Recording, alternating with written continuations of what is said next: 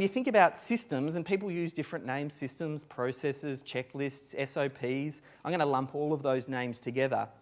But a simple system, when I think about it, a good example of that is when you think of someone like some of the most creative thinkers of our time, Jobs, Zuckerberg, Einstein, Obama, they all had this thing where they would wear a uniform. You've probably heard that. I mean, we all know it with Steve Jobs. He used to wear the same thing. And the reason he would do that is so that each morning he wouldn't have to make the decision, what am I going to wear? It was just a simple sort of decision that he made right up front once, and then would wear the same thing, which was his uniform, which then created just that little bit of extra space. Now, the magic happens when you combine a whole bunch of systems like that. When a whole lot of little systems all add up, that gives you a lot of time. On the micro level, it might not seem like much, just always wearing the same thing, but what you want to do is put systems in place to make sure that the unimportant or the less things that require your input happen automatically and consistently without you.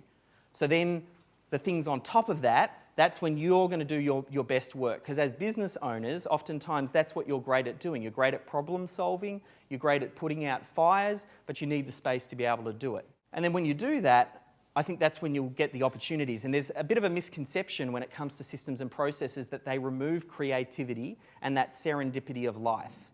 But the reverse is actually true. Systems and processes open up opportunity. And that's what I want to try and do today, is kind of turn it on its head, get you to think of systems and processes just a little bit differently, so that you can then get your business humming, so then you can take advantage of those outlier events when they do happen, those black swans. I know I make it sound easy, and I just told you that story there, and that sounds fantastic, but it really wasn't easy. If I went back prior to Systemising, 18 months before that, I was stressed out of my head. I was front and centre cog of Melbourne SEO Services running that business. I was probably doing 60, 70-hour weeks, depending on which client was banging on the phone and trying to get my attention. And then I had that moment when I thought, no, things can't continue this way. Sometimes it's great to have that moment when you get the line in the sand and say, this is the opportunity to change. And my wife and I just found out we were pregnant. We're going to have this little man up here. This little man now is a little bit older and he's got a brother now. But it was that moment when I thought, I don't want to be the dad who's working the 60, 70-hour work weeks, who doesn't have time to walk Nate to school or hang out after work or on the weekends. When I should be sitting down by the beach relaxing, I've got my phone open, swiping through emails, trying to keep things moving. And I said, I don't want to do that. I know there is another way, and that's really what set me on the journey. And then I found this lady, Melissa, and today's a very different picture. Over that period of about 18 months, and I believe it can be done quicker now that I've kind of looked back and created a system. That's what systemology is all about. But over 18 months, we systemised the core deliverable of our products and services.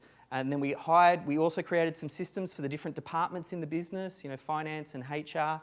We plugged Melissa into that role, and then I stepped out of the daily operations.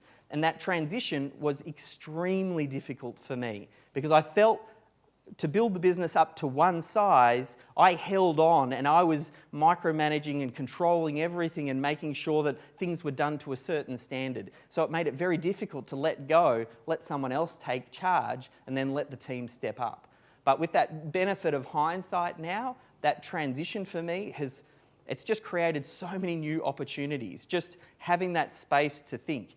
Being able to go on that 3-month little mini side mission to work with Michael Gerber has opened a tremendous amount of doors. And I believe I'm much more strategic now about what I'm building and why I'm building it.